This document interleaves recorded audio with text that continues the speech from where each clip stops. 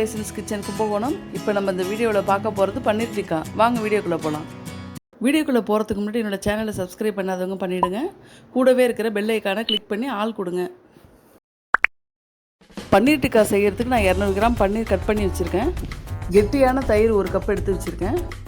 நான் 3 வகையான குடைமிளகாய் எடுத்து வச்சுருக்கேன்.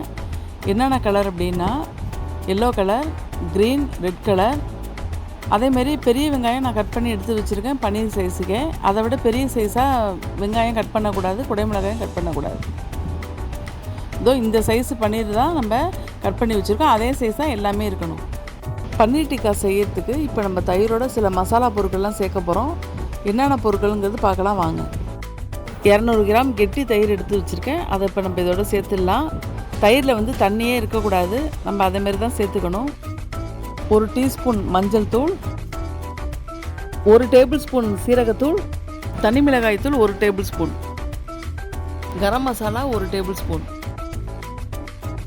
காஷ்மீரி சில்லி மிளகாய் தூள் 1 teaspoon, chaat masala 1 tablespoon, மிளகுத்தூள் 1 டேபிள் ஸ்பூன், ராக் சால்ட் தேவையான அளவு.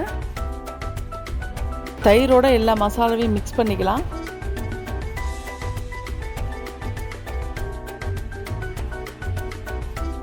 ஒரு டேபிள் ஸ்பூன் அளவுக்கு லெமன் ஜூஸ் சேர்த்துக்கலாம். மல்லி இலை கொஞ்சம் சேர்த்துக்கலாம். நல்லா மிக்ஸ் பண்ணிக்கலாம்.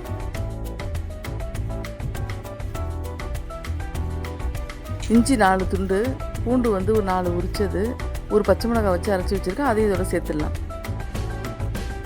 அடுத்து நம்ம பன்னீரை சேர்த்துக்கலாம்.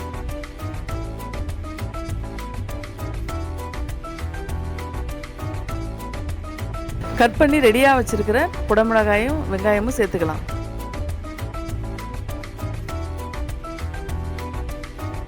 சேர்த்துட்டு நல்லா மிக்ஸ் பண்ணிக்கலாம். இப்போ பன்னீர் சேர்ந்த கலவையை நம்ம ஃப்ரிட்ஜில் ஒரு 1/2 அன் ஹவர் நம்ம ஸ்டோர் பண்ணி வச்சிடலாம். நான் இந்த ஸ்டிக்கில் தான் இப்போ பன்னீர் டிக்கா ரெடி பண்ண போகிறேன். இது சூப்பர் மார்க்கெட்லலாம் கிடைக்கிது, நீங்களும் வாங்கி வச்சிங்க. இப்போ ஒன்று ஒன்றா நம்ம செட் பண்ணிடலாம்.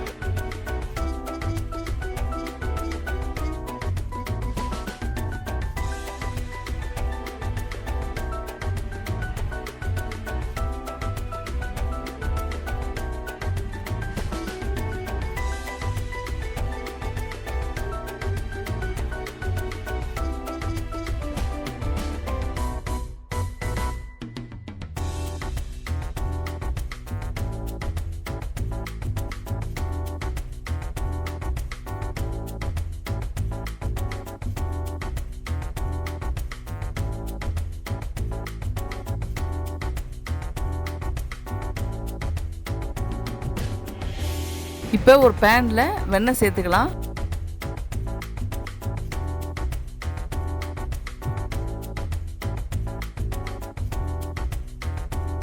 இப்போ ஒவ்வொரு பன்னீர் டிக்காவாக எடுத்து வச்சு ஃப்ரை பண்ணிக்கலாம்.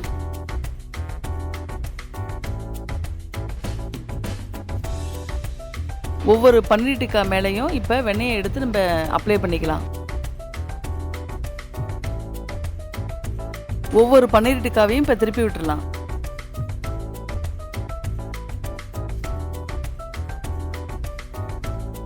பன்னீர் டிக்கா ரெடி ஆகிடுச்சு.